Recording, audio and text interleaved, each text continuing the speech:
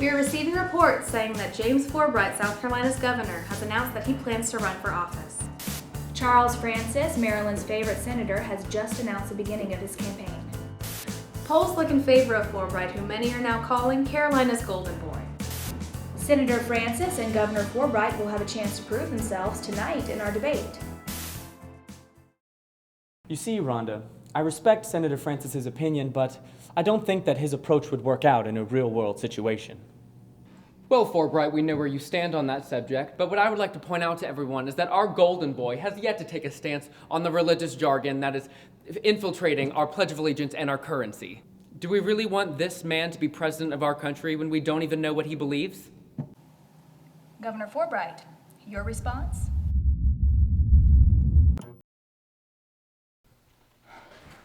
Seriously, James, you messed up. You had this one wrapped up just like all the others, but you choked.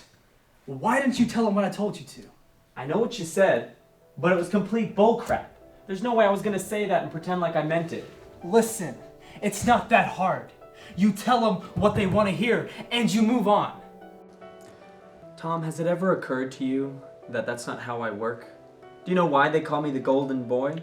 It's not because I'm wealthy. It's not because I'm from San Francisco or because my hair's blonde or because I'm tan. They call me that because I stick to what's right. I say it how it is without being disrespectful. Oh, that's real nice. Yeah, and you know, the golden boy has got us pretty far in the polls. That's good. But at the end of the day, it's not enough to get you into office. Maybe you're right, Raskins. I'm gonna go for a jog to clear my head.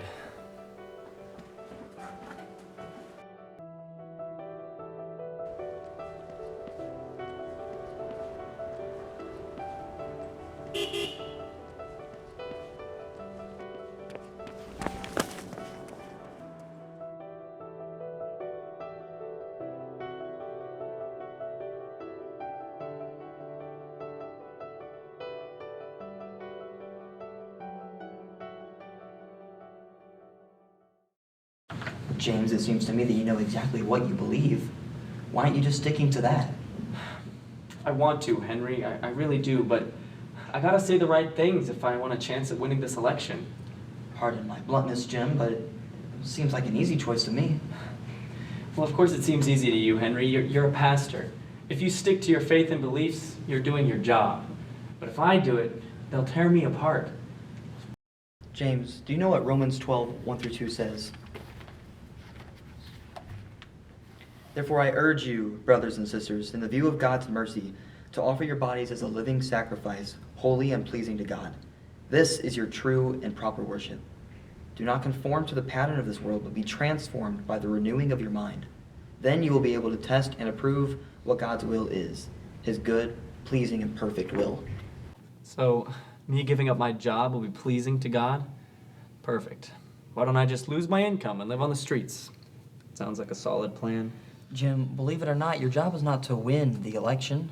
It's to glorify God, and you can do that if you win or lose.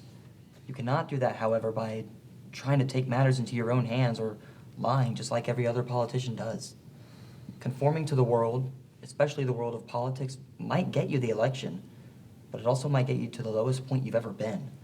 Even if you win, you won't be happy. You'll be guilty with a heavy conscience. That's a lot to think about. I'll need some time. That's fine, Jim. And I'm here if you need me. I'll be praying for you.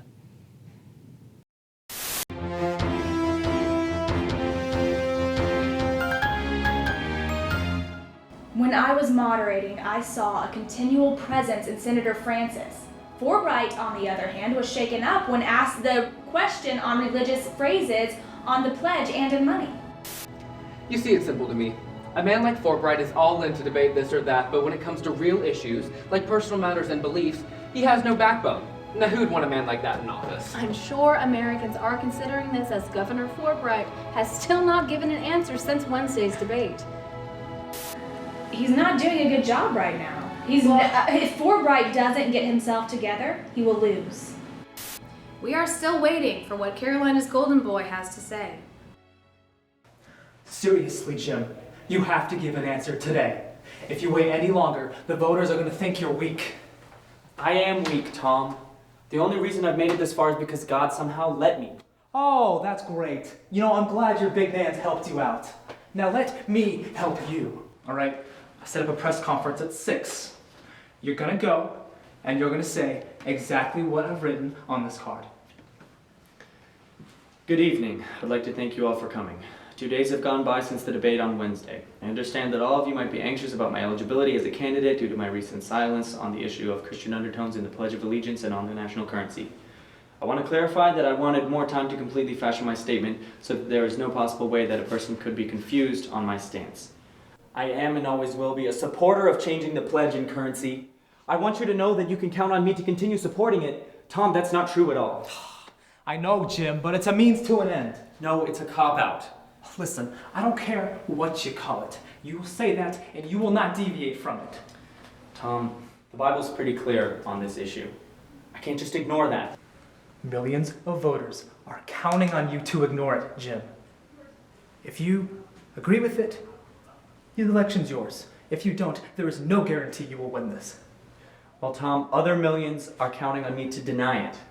Because contrary to what you might think, this is about more than just winning an election. This isn't just a game. You're right, Jim. It's an election. An election that you cannot afford to lose because Jiminy Cricket here on your shoulder is telling you that it's wrong. Now go get ready.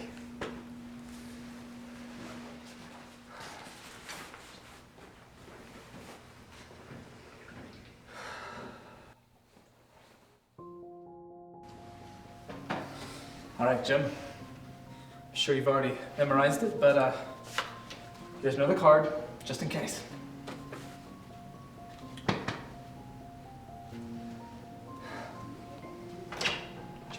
Jim, what?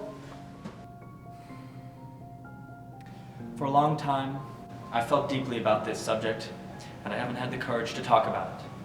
I understand this may make me seem weak in some people's minds. However, I assure you that I understand the full ramifications of this topic and what is at stake.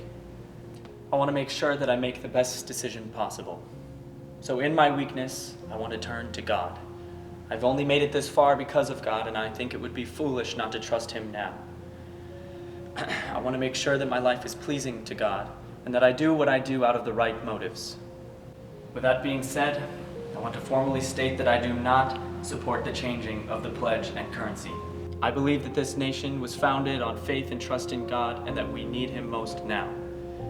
If standing on what is true causes me to lose the election, then so be it.